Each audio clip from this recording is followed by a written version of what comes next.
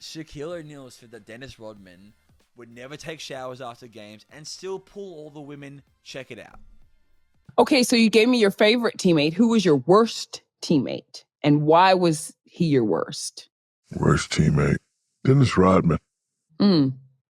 He was a great player, but he made it hard. Mm-hmm. Like when you're trying to corral the guys together, and then the people above you are letting this one guy do whatever he wants. And rightfully so. So we have to be there an hour before the game. He come in 50 minutes before the game, eating chicken and rice. Big ass plate of chicken and rice. While the coach is talking, he'll jump in the shower, cold shower, come give you 15 to 20 rebounds. After the game, don't take a shower and be in the club with girls that look like you. Oh, nah. You can't take a shower pill, dog. No, he didn't. Yeah, he just put his clothes on and go.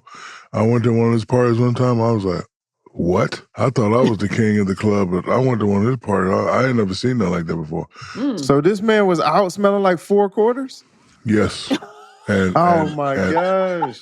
How do you go out after 4 quarters of basketball? And they were all on top of him. He was kind of different, but you couldn't say nothing to him because the man gave you 20 rebounds. So I don't know. You can say something. Feeling that. You out here smelling like 4 quarters. Yeah, no, listen.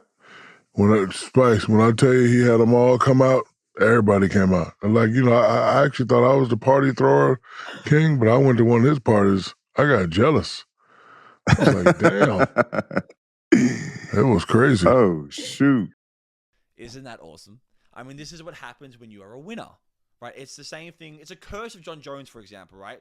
John Jones, an awesome UFC champion, but it's the same thing with him. Dennis Rodman was a little bit off the rails in Detroit and was a winner. He was completely off the rails in Chicago and was a maniacal, lunatic winner. That's who he is, okay? So him being a nut job still brings him rings. So you don't learn anything from winning. You learn from losing. Losing brings in self-reflection. Dennis Rodman didn't really need to self-reflect too much. In the UFC, for example, for those that are unaware, John Jones, lunatic on the weekends, just when the lights came on, assassin. Rodman was the same. When he knew his role, he knew exactly how much to push the boundaries to perform that role. I also think it was a factor that he was dating Jeannie Buss at the time when he was in the Lakers. I mean, think about this for a second. Fans gloss over this way too much. He was in a Lakers uniform, and he was dating the Lakers owner's daughter, who now owns the Lakers today. Only Dennis Rodman could pull that off. So again, why change? If you are winning, forget titles for a second, actually. If you know anything about Dennis Rodman, you know that Dennis Rodman, a bit of a crazy childhood. He was homeless before he was in the NBA. A homeless man. He made it to the league. That makes him a winner no matter what. So, why not just go absolutely crazy? I think Dennis Rodman was this incredibly impressionable kid.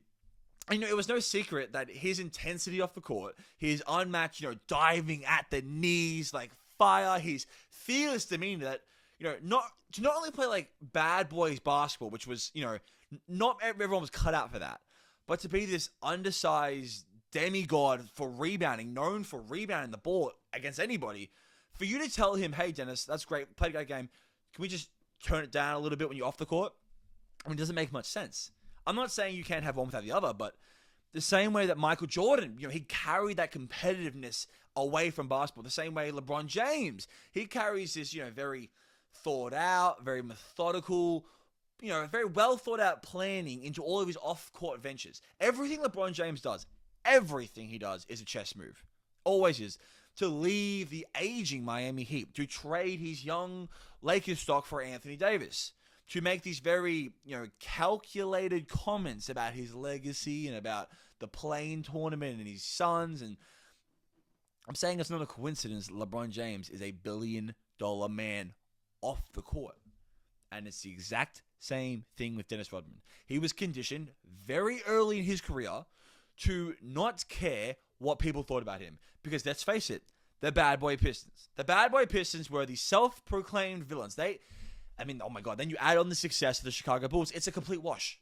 Look, there are a lot of stories about Dennis Rodman asking, for the number 69 when he went to Dallas, and the organization telling him he couldn't have it. But Mark Cuban still owns the only 69 Dennis Rodman official jersey ever made.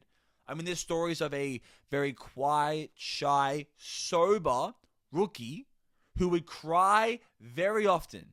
Very often. Still talking about Dennis Rodman here. All of those stories can be found at Basketball Network, only on Basketball Network. Like and subscribe. 1. Here we go.